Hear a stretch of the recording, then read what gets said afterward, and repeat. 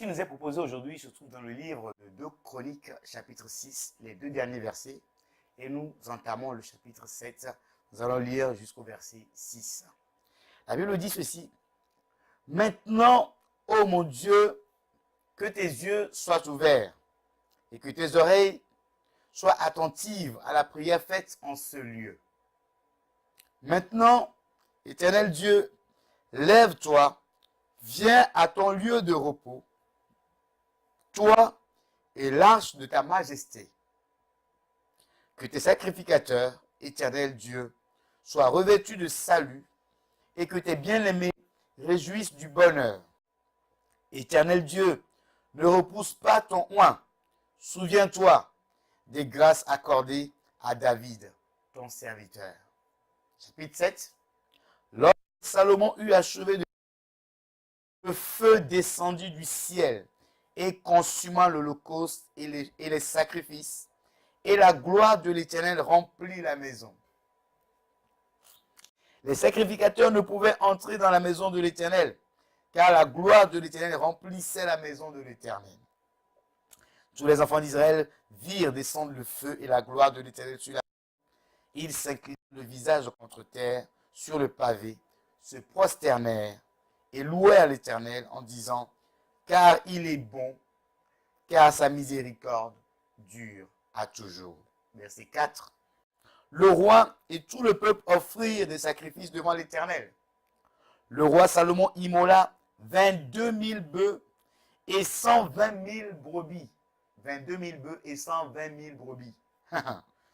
Ainsi le roi et tout le peuple firent la dédicace de la maison de Dieu. Les sacrificateurs se tenaient à leur poste et les Lévites aussi, avec les instruments faits en l'honneur de l'Éternel par le roi David pour le chant des louanges de l'Éternel. Lorsque David les chargea de célébrer l'Éternel en disant, car sa miséricorde dure à toujours. Les sacrificateurs sonnaient des trompettes vis-à-vis d'eux et tout Israël était là. Verset 7. C'est le lieu du parvis qui est devant la maison de l'Éternel, car il offrit là les holocaustes et les graisses des sacrifices d'action de grâce, parce que l'autel d'airain qu'avait fait Salomon ne pouvait contenir les holocaustes, des offrandes et des graisses. Parole du Seigneur. Voilà, bien aimés, nous sommes dans le texte de l'Ancien Testament qui nous est proposé dans le livre de 2 Chroniques. Comme nous le savons, nous faisons un parcours dans le Nouveau Testament, dans la semaine, et à la fin de la semaine, nous retournons dans l'Ancien Testament. Et là, Salomon était en train de finir sa prière de dédicace qu'il avait commencé depuis le verset 14 du chapitre 6. Il avait commencé cette prière-là. Il a prié pour tout. Il a prié pour l'étranger. Il a prié pour, même quand une hirondelle viendra, pour qu'il puisse trouver refuge en ta maison, comme David l'avait écrit dans les psaumes. Le zèle de ta maison ne me dévore. Et toute personne trouve un refuge dans ta maison. Parce que cette maison, ce lieu, a une particularité. Et c'est le premier élément que je voulais partager. Le verset 40, il dit ceci. Maintenant, ô mon Dieu, que tes yeux soient ouverts et que tes oreilles soient attentives à la prière faite en ce lieu. Le lieu dont il est question, c'est le temple de Dieu. Le lieu de rendez-vous, le lieu de rencontre. Je n'ai rien contre les prières qui sont faites à la maison. Je n'ai rien contre les prières qui sont faites autre part. Mais la prière qui est faite dans la maison de l'Éternel, dans le lieu de rencontre, dans le lieu dédié à cela, a une certaine particularité. Parce que le Dieu que nous prions, c'est un Dieu des lieux également. C'est comme ça que Jacob l'a dit. Quand il s'est réveillé à Péniel, il s'est rendu compte que non, ce lieu est un lieu redoutable. Il a dit, ce lieu est un lieu redoutable. C'est ici la maison de l'Éternel et moi, je ne le savais pas. Bien aimé, je voulais lancer un appel à toute personne qui était en train de banaliser la maison de l'Éternel en disant que Dieu est partout. Oui, Dieu est partout. Mais Dieu sait donner rendez-vous, nous donne rendez-vous dans un endroit. Cet endroit, c'est également notre corps. Parce que notre corps est également le temple du Saint-Esprit. Et nous devons également apprendre à mettre notre corps à part. Nous devons apprendre à dédicacer, à dédier notre corps à l'Éternel. Et éviter tout ce qui peut empêcher la gloire de Dieu de se manifester au travers de nous. Et il continue sa prière au verset 41 en disant, maintenant, Éternel Dieu, lève-toi et viens à ton lieu de repos. La maison de l'Éternel, c'est une maison de repos. La maison de l'Éternel, c'est une maison d'apaisement. Quand nous venons dans la maison du Seigneur, c'est pour avoir la paix. C'est pour être en repos. Tu ne peux pas venir à la maison, quitter ta maison et venir dans la maison de l'Éternel, commencer à chercher des conflits, à chercher des histoires, à chercher des problèmes. Non. Bien-aimés, faisons attention quand nous venons dans la maison de l'Éternel. Quand nous nous tenons dans la présence de Dieu, faisons attention.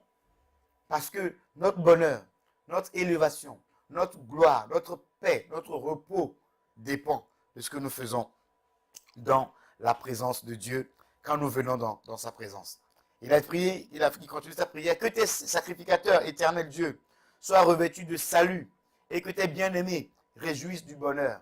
Il a prié pour les sacrificateurs, il a prié pour les bien-aimés qui sont dans la présence de Dieu. Et il dit, éternel Dieu, ne repousse point ton oint. Ne repousse point ton oint. Souviens-toi des grâces accordées à David. Ça, c'est un élément important quand nous prions. Bien, mais nous ne venons pas de nulle part. Nous venons tous, en tant qu'enfants de Dieu, nous avons tous un responsable spirituel, un père spirituel. Salomon ici était en train de rendre hommage à son père spirituel en réalité, son père biologique d'ailleurs, qui est David, qui lui a légué cette vision de bâtir le temple. Et quand il attend de prier pour finir sa prière, il n'a pas fini sa prière sans pour autant penser à son père. Bien aimé, quand toi tu pries à la maison, quand tu pries à l'église, partout où tu pries, combien de temps consacres-tu à prier pour loin de Dieu, le serviteur de Dieu, l'homme de Dieu, que Dieu a établi comme leader spirituel pour te conduire? Il est important de pouvoir prier pour toutes ces personnes. Ils ont prié pour tout. Ils ont prié pour les sacrificateurs. Ils ont prié pour ceux qui les bien-aimés, les membres, les familles, tout le temple, le peuple. Et pour finir, le verset 42, il dit, Éternel, ne repousse pas ton oint. Il parlait de son père. Souviens-toi de tes grâces accordées à David, ton serviteur. Il était en train de rendre hommage, de prier, d'intercéder pour son père. Oh bien-aimé, je veux t'encourager, toi qui as cessé de pouvoir rendre grâce à Dieu pour ton père, même ton père biologique, même ta mère ou ton père spirituel. Toi qui as cessé d'avoir une relation comme il le faut avec tes parents. Il est temps de pouvoir établir cette relation-là. Il est temps de pouvoir commencer à prier pour ces personnes car ils ont besoin de toi. Toi qui es dans la communauté, toi qui es responsable spirituel, toi qui es partout, qui nous suit cette vidéo, qui est dans une église, quand tu fléchis les genoux, que tu pries, prie pour ton responsable spirituel. L'apôtre Paul le dit dans les épîtres, il dit, priez pour nous les saints, priez pour nous qui annonçons les oracles de l'Éternel, afin que lorsque nous ouvrirons la bouche, qu'il nous soit donné de pouvoir annoncer fidèlement la parole de Dieu. Parce que les conducteurs qui sont devant de nous ont besoin de nos prières. Ce verset nous dit, on frappera le berger et les brebis se disperseront. Oui, cette parole a encore d'actualité. Jésus-Christ l'a rappelé au jardin de Gethsémani. Il a dit aux disciples, je serai pour vous aujourd'hui une pierre d'achoppement, parce que la parole qui dit qu'on frappera le berger et les brebis se disperseront va s'accomplir. Mais je vous précéderai en Galilée. Voilà ce qu'il avait dit. Et c'est vrai, quand il a été frappé, quand il a été saisi, les disciples ont été dispersés. Mais il les a précédés en Galilée, il les a rassemblés. Pour dire quoi ici? Pour dire que nos leaders, nos responsables spirituels, nos parents spirituels, nos parents biologiques ont besoin de nos prières. Ils ont besoin que nous puissions élever la voix pour eux. Et le premier verset du chapitre 7 nous dit ceci. Lorsque Salomon eut achevé de prier, le feu descendit du ciel et consuma l'holocauste et les sacrifices. Une prière qui est faite de cette manière ne peut qu'être exaucée. Et l'exaucement de la prière, c'est le feu qui descend. Le feu qui descend, c'est la joie retrouvée. Le feu qui descend, c'est la paix retrouvée. Le feu qui descend, c'est quand les choses sont à leur place. Le feu qui descend, c'est l'ennemi qui fuit devant toi. Parce que quand le feu descend, le serpent ne peut pas rester caché. Quand le feu descend, c'est la gloire de Dieu qui se manifeste. Et les hommes ne peuvent plus rien. Parce que le feu est tellement descendu que les sacrificateurs ne pouvaient pas tenir dans la présence de Dieu. Donc tout ceci pour dire que nous devons chercher toujours ce que la gloire de Dieu se manifeste dans nos prières. Que l'exaucement de ta prière soit la manifestation de la gloire de Dieu. Je partage un dernier élément. C'est ce qu'ils ont offert à Dieu.